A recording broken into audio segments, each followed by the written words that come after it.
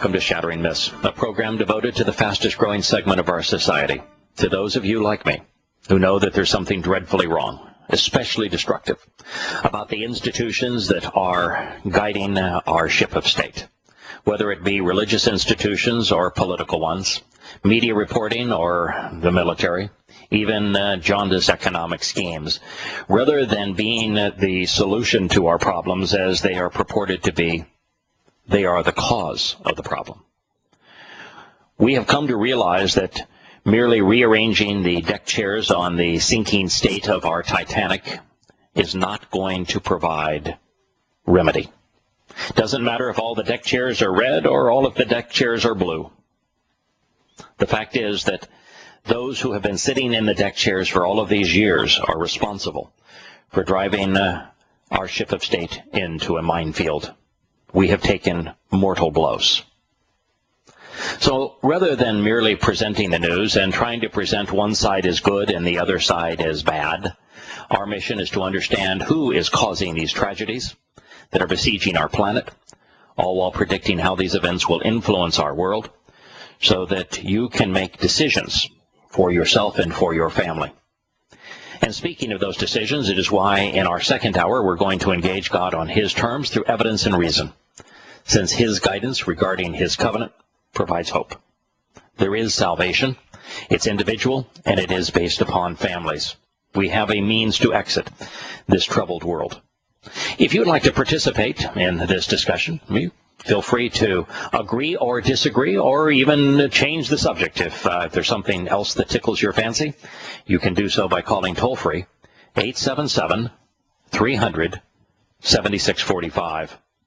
Before we return to Putin's speech, Putin's op-ed piece, and then we'll turn to Senator John McClown's response to it this morning, I would like to comment on two things in the news. One is the Fed, the other is the President of the United States. The Fed has decided to, by surprise, to begin QE4, qualitative easing 4. What does that mean? Most people just rolls off the top of your head and says, all right, that means loose monetary policy. What that really means is that no one wants to buy our T-bills. You see, we put ourselves in a really bad situation with our T-bills.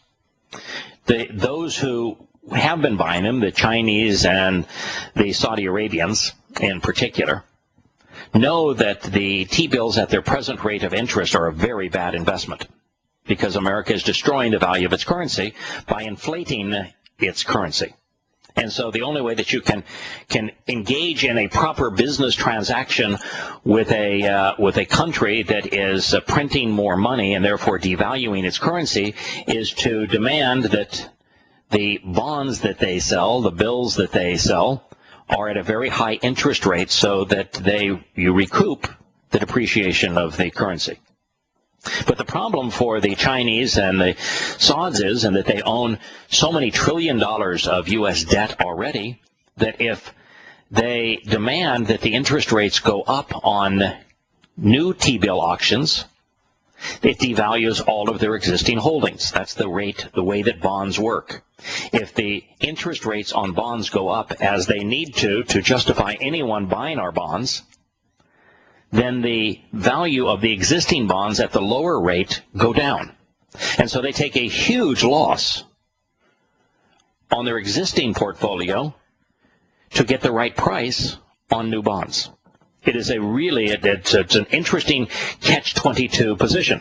So since the only response to that is we just don't want to play anymore, we're not going to buy any bonds because we can't do so at the current rates and we can't drive the rates up, is to have the Fed play this shell game of, okay, we'll buy the bonds, but they're the issuer of the bonds. I mean, it's the ultimate game of funny money, of I'm going to take this imaginary money out of this hat, and I'm going to put that imaginary money in this hat, and I'm going to spin all these hats around, and then we're going to open them all up, and suddenly we'll have more money. Now what you've done is devalue your currency. It is suicidal. But what that is saying is that no one wants to buy our bonds. Now, The next item on the list is the President of the United States whining that he's not going to play this game of the Congress, with the Congress, of them deciding whether or not the debt limit can be increased. He says, we're just not going to put the full faith and credit of the United States on the line every year. That tells you a number of things. One is that the President thinks that he is above the Congress, that he doesn't have to negotiate with Congress, that this president is such a demagogue that he's not going to negotiate. He's not going to, what previous presidents have done, that's why we have checks and balances, is that if the president wants something, he has to work that out with the Congress. But no, he's not going to do that. He said, I'm not going to form any compromise with you. I'm not going to give you anything for increasing the debt limit. That's demagoguery. The next item that was related to that is that this president has gone around and said that he has reduced the deficit by a greater percentage than any president in over 60 years. And he's talking about him having the size of the federal deficit. Well, there's the truth. Context is everything, and I know that context is not something that we like to consider because it's so much easier just to be tickled with sound bites. When he walked into the White House, the national debt of the United States was $10 trillion. It is now $17 trillion and passing that mark at a very fast pace. By the time he leaves office, it will be $20 trillion. That is not reducing the deficit. If you're going to reduce the deficit, you would have to take the deficit from $10 trillion down to $9 trillion.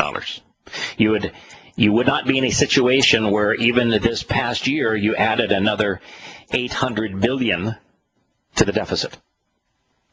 And that's what we have done. Now, what has happened because of the sequestration and the increase of taxation is, in the short term, we have slowed the rate of growth of our deficit. But slowing the rate of growth of a bad thing is not the reduction of that thing, it's still the increase of that bad thing. And so now what he needs is the Congress to say, all right, let's just push up the debt limit beyond 17 trillion. Why not 20 trillion? Why not completely bankrupt the country? Before we turn to John McClown's response to Vladimir Putin's op-ed piece, I want to review where we have been because his last paragraph and the consequences are so jolting to our system. It bears repeating. You know, sometimes you have to repeat something 3 times before it's really integrated into the fabric of your knowledge. And so let's reconsider the stunning statement he made in this following paragraph. Putin, writing an op-ed piece for Americans' government and for the American citizens, wrote, "It is alarming that military intervention in internal affairs in foreign countries has become commonplace for the United States. Millions around the world increasingly see America not as a model of democracy, but as relying solely on brute force, cobbling together coalitions under the slogan, you are either with us or you are against us." Since the end of World War II, where we cobbled together such coalitions, including coalitions with Mao Zedong and Stalin that made the world worse, we have used our weapons in Korea, Vietnam, Laos, Grenada, Panama, Serbia, Somalia, Afghanistan not once but twice, Iraq not once but twice, Kuwait, Libya, Pakistan, Yemen, and we are the weapons supplier of both Egypt and Syria, both of which are in a state of civil war. That's 15 interventions. In 60 years, it is one per presidential term. We have become a nation in the constant state of war, and in each case, the United States chose to intervene in the eternal conflicts of foreign countries. We have become the nation that has chosen to rely solely on brute force. We have become the nation that Jefferson told us not to be. I'm going to repeat Jefferson's statement because it is so essential that we understand how this nation is now exactly what Jefferson warned us against. He wrote in 1786, "Of all of the enemies to public liberty, war is perhaps the most to be dreaded, because it comprises and develops the germ of every other. War is the parent of armies, and from these proceed debts and taxes.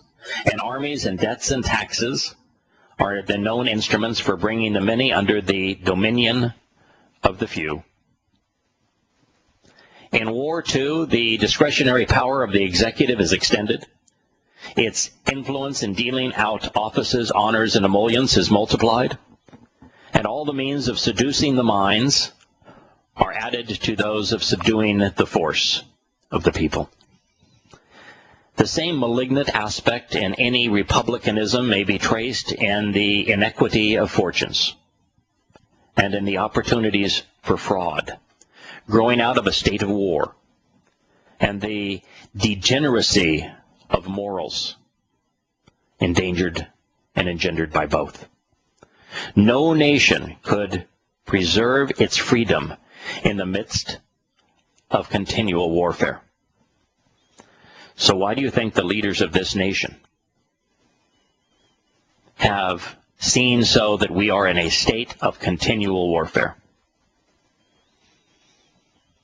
Beyond the places that I named, today the war is against a tactic, terrorism. Before there was a constant state of war against this tactic, there was a constant state of war against communism, and yet that is what America has become. And America has been the most terrorist-prone nation on earth. We'll speak about both of those things when Shattering Myths returns after the commercial break.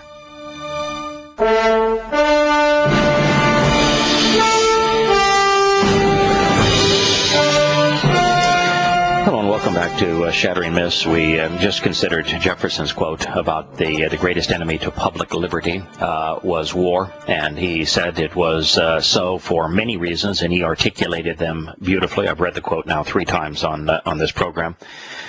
And so it begs the question, why has America been in a constant state of war? And I read to you the list of 15 incidents in 15 different countries. Actually, not 15 different countries, because in 2 cases we declared war on the same country twice. But why have there been 15 episodes of war in 60 years, one every presidential term? When war, according to Jefferson, and he's right, lead to the great enemies of freedom, debts, taxes, and armies, they also lead to the other great enemies of freedom, which are the seducing of minds, the inequity of fortunes that result, the opportunities for fraud, the degeneracy of morals. So why have we been in a constant state of war? And it's worse than just those 15 wars that over 60 years. The reason it's worse is that ever since the end of World War II, the United States began what we called the Cold War, where we fought lots of battles with saber rattling and with really some jaundiced behavior on both sides with the Soviet Union and Communist Chinese.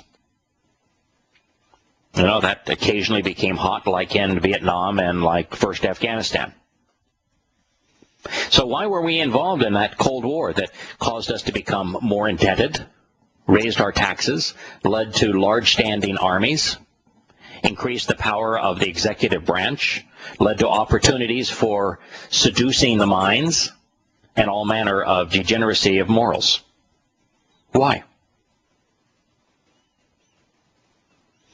Why did we choose to fight an ideology militarily as opposed to fighting an ideology rationally, with rhetoric, with words wielded wisely?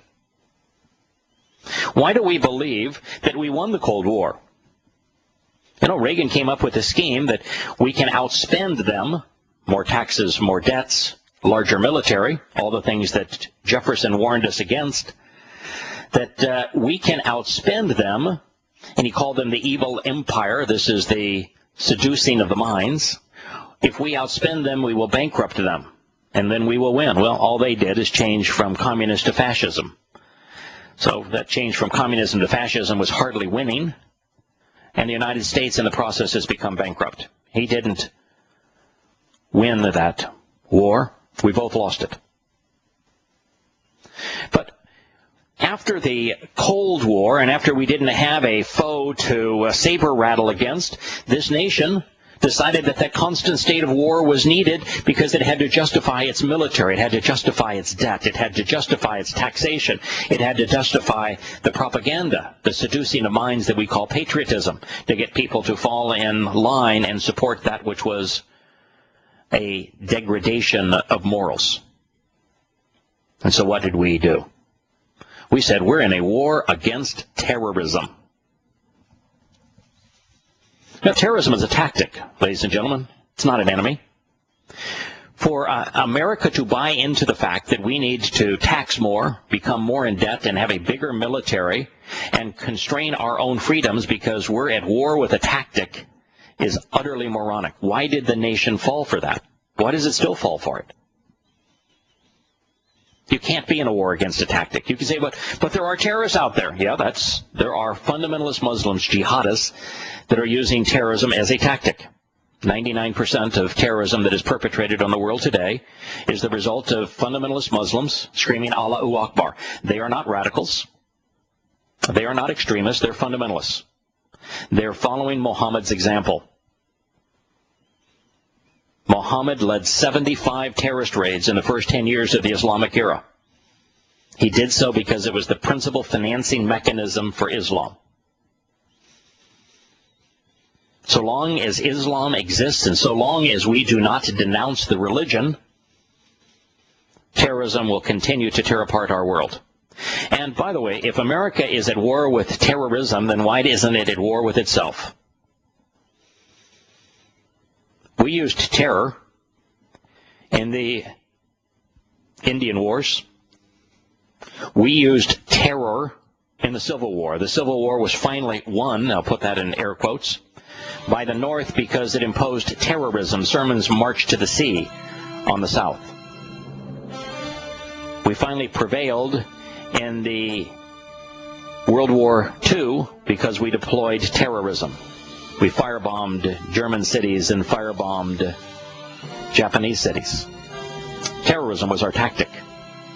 No one has killed more people using terrorism than the United States. Why can we be at war against it? We'll return to Shattering Myths in a moment.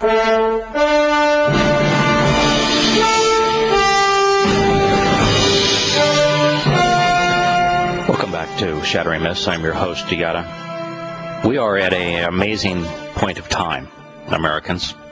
And I know that this show, primarily through its archives, is listened to by people who live around the world, not just in the United States.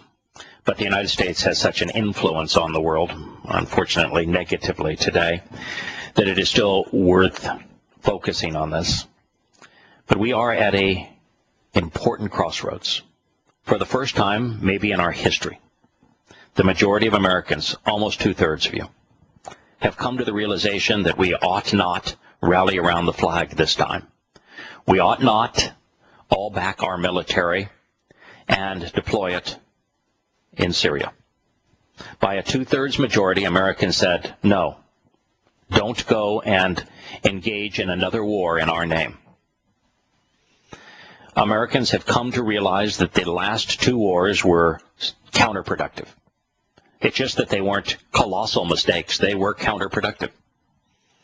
In both situations, we made bad situations much worse. And therefore, engaging in another war in the Islamic world is stupid. Now, if you could only take the next step, if you could only open up your mind, now that you're in this place, take the next logical step. What have we done with our military that has been conducive to American freedom in the last 60 years? Think about what Jefferson said and why he said it. You know, because up to this last refusal of most Americans to rally around the flag and say, let's go bomb Syria, the seduction of minds and the opportunities for fraud, to quote Jefferson, have gone so far that the overwhelming preponderance of Americans actually believe the opposite of what's true. They think that the military is a way to serve the nation and that the military is responsible for protecting America's liberty. According to Thomas Jefferson, the opposite is true. According to reason and evidence, the opposite is true. But Jefferson said it's the seductions that go along with this perpetual state of war that is perhaps the greatest reason that it is to be feared. You see, rather than protecting American freedoms from enemies far and wide, as the myth and of patriotism goes, America has actually manufactured its enemies, all to justify deploying a military that has robbed Americans of their freedoms through debts, taxes, standing armies, the influence of the executive branch, the inequity of fortunes that grow out of a state of continual wars, and the degeneration of morals that result therein.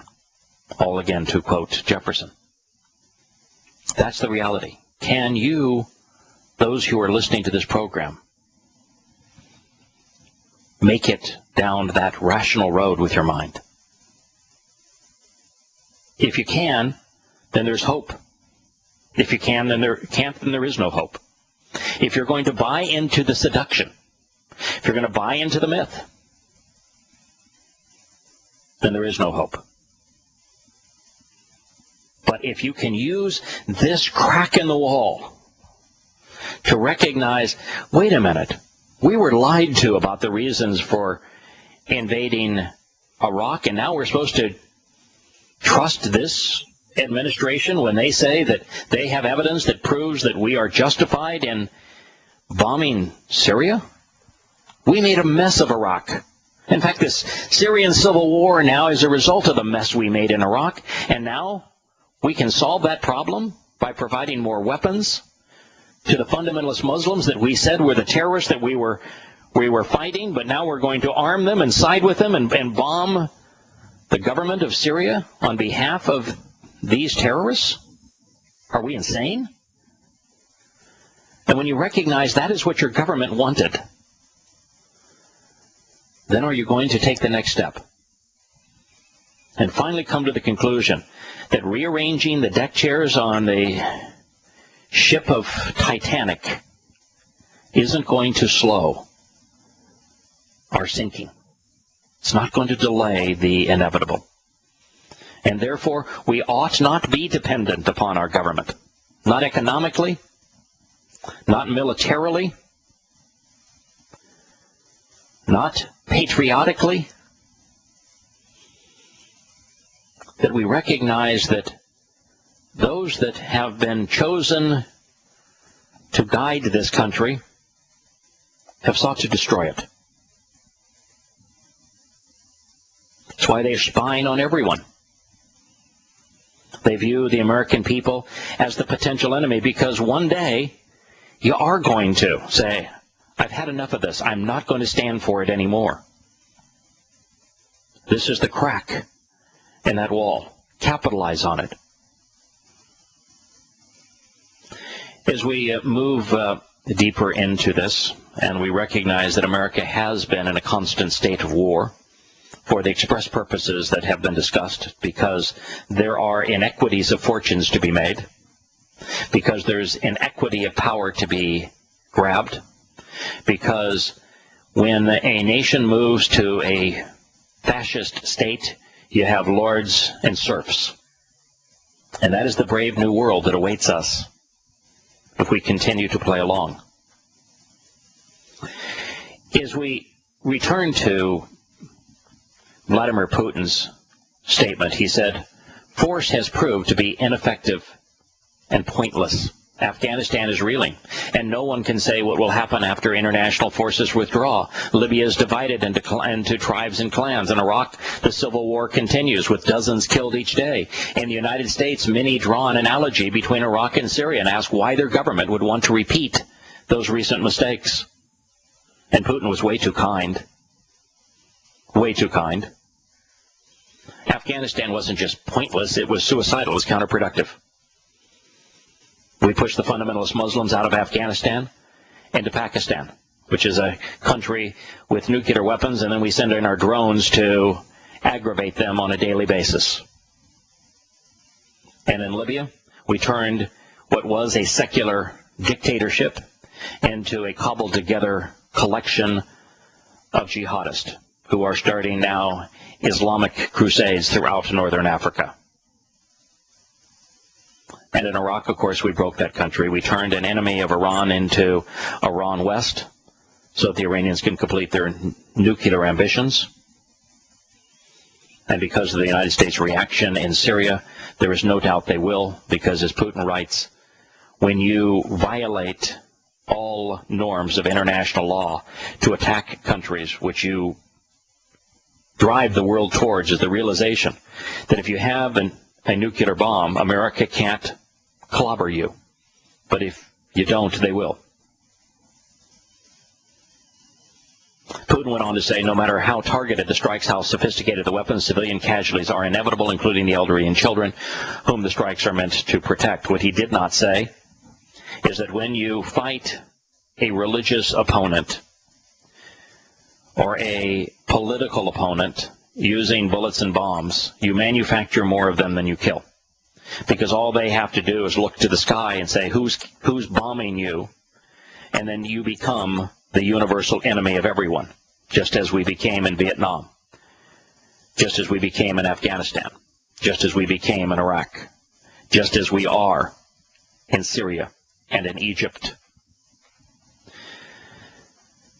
Putin wrote, the world reacts by asking, if you cannot count on international law, then you must find other ways to ensure your security, because, of course, the United States was going to bypass the United Nations. Thus, a growing number of countries seek to acquire weapons of mass destruction. This is logical.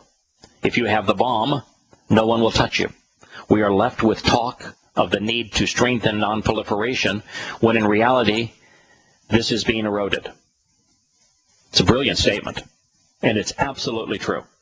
The reason that the Iranians are developing a bomb is because once they have a bomb, we can't impose sanctions against them, we can't invade them, we can't use our military against them. You know, we know that Pakistan is the primary state sponsor of terrorism, but they have the bomb. Saudi Arabia financed that bomb, and they have the bomb, which is why they drove the American military out of Saudi Arabia, and they are the chief funder of Islamic terrorism, but we can't touch them. They have the bomb. America once viewed India as a foe and did everything we could against them. They have the bomb. We don't anymore. America viewed North Korea as an enemy worth fighting. They got the bomb. We can't touch them anymore. Once a nation has an atomic bomb, they are hands off by the United States. So why do you think so many countries are willing to risk all of the isolation that takes place, like Iran is enduring today, to develop the bomb? Because it's the one antidote for American aggression. Putin wrote, we must stop using the language of force and return to the path of civilized diplomatic and political settlements. Now, the fact of the matter is that Putin is a complete hypocrite in this regard. The new opportunity to avoid military action has emerged in Syria, he wrote. The United States and Russia are now taking advantage of that. Well, the fact of the matter is that it was Putin's idea. Putin put himself in a position where if America bombed Syria, we would be involved in World War III. He put his warships between America's warships and Syria's people, so that any aggression by America against Syria would be aggression against Russia. We would be in World War III. But what you have not read in your newspapers is consequence. This is how literally Putin saved the world. Literally, Putin saved the world. If it hadn't been for Putin's plan, we would be engaged right now in the greatest catastrophe in world history. Because Assad would know that the moment America dropped its first bomb, that it wouldn't stop bombing until Assad was dead. He watched Saddam Hussein crawl out of that hole and then get hanged. He was his friend. He watched Muammar Gaddafi die as a result of the American bombing. He knew that it was over for him. He would have no reason to go quietly. And the difference between Assad and Saddam Hussein, as well as Muammar Gaddafi, is Assad actually has the means to wreak hell on the world. And that's the way he would go off. And it's obvious that that's what he would do. He would not only deploy his chemical weapons atop his ballistic missiles and rockets, but he was going to destroy a dam.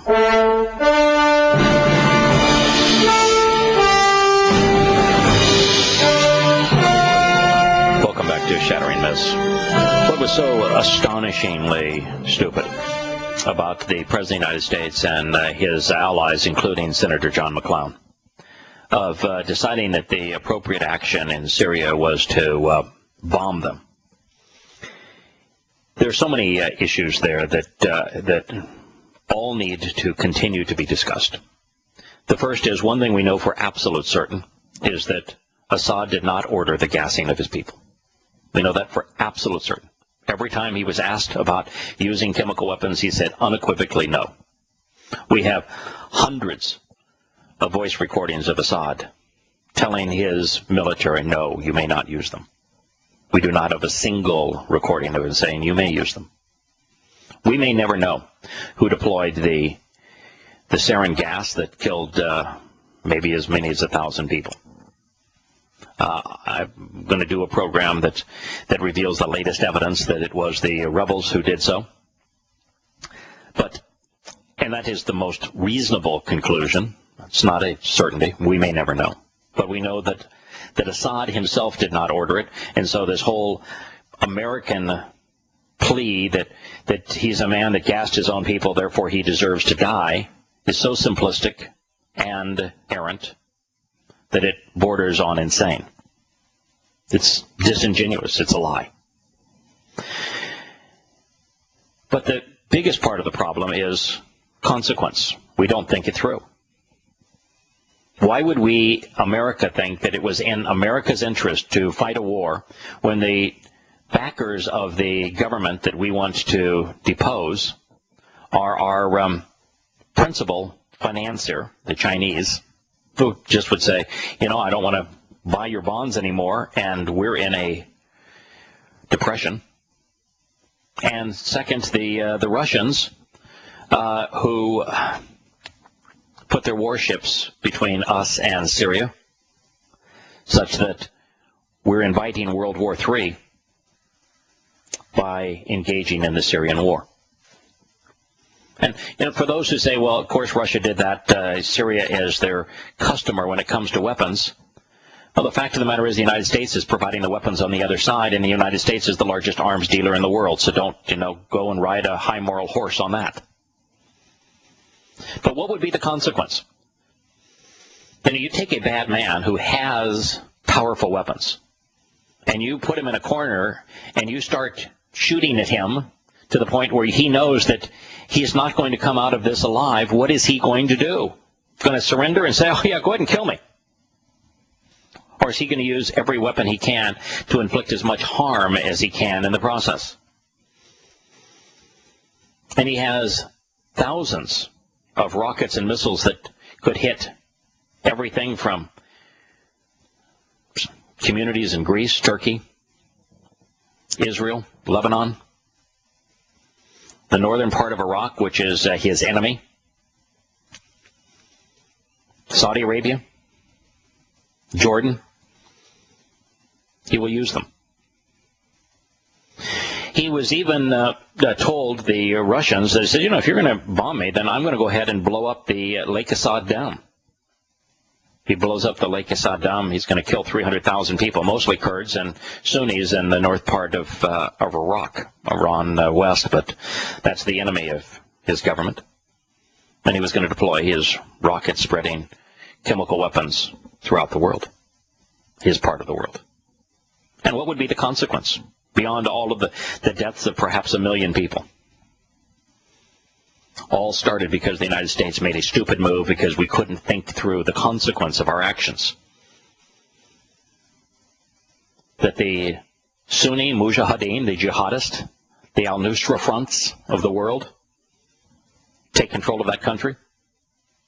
They're the ones that filmed themselves telling the Christians in Syria, you either convert to Islam or we will cut off your heads, and then they went into a Christian community and did that.